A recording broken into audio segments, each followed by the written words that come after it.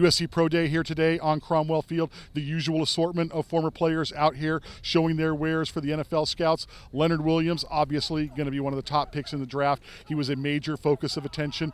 Did not do any of the testing marks, chose to stay with the results that he put up at the combine, but he did do the positional drills. And then beside Leonard, what really stood out today, George Farmer came out and ran a 4.40 and then a 4.35 on his second attempt. George needed to run fast after not being able to go to the combine. He needed to show up today and run fast. He definitely did that.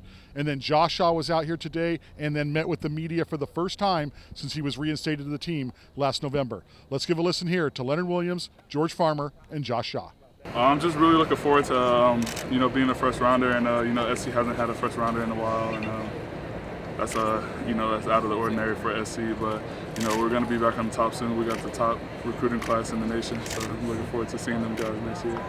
Being number one overall mean anything to you?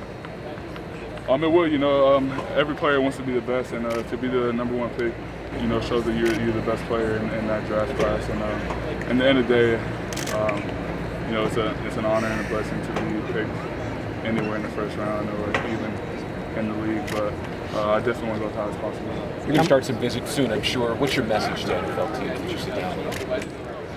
I'm just going to try to tell those guys, if you pick a quarterback over me, I'm going to hurt them. So I'm joking, but I just, I want to show them that I'm definitely worth picking.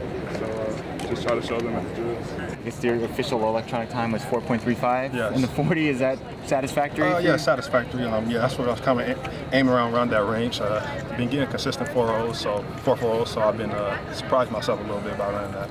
You didn't get an opportunity to participate in the combine, so how were you really pointed towards this day? Yeah, definitely. I had been training before that and in preparation for the combine, just in case I did get the invite, but I didn't, so I was prepared for this day, and I'm pretty satisfied with my results. And like I said, I've been training for the last 7 weeks for this day, so I was prepared for it.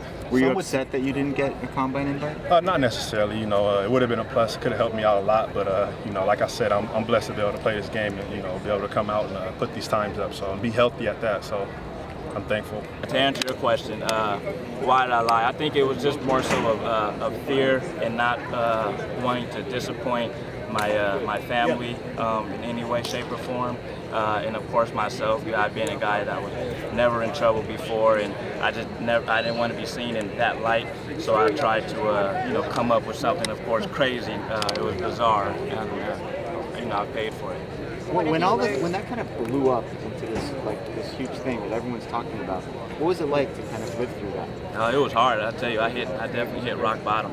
But thankfully for guys like Coach Sark called me into his office every single week to just call me in and make sure my spirits were up and pat me on the back and let me know it was it's going to be okay. And he understands that I made a mistake, of course, and he wasn't happy about that. But it was about moving forward. So.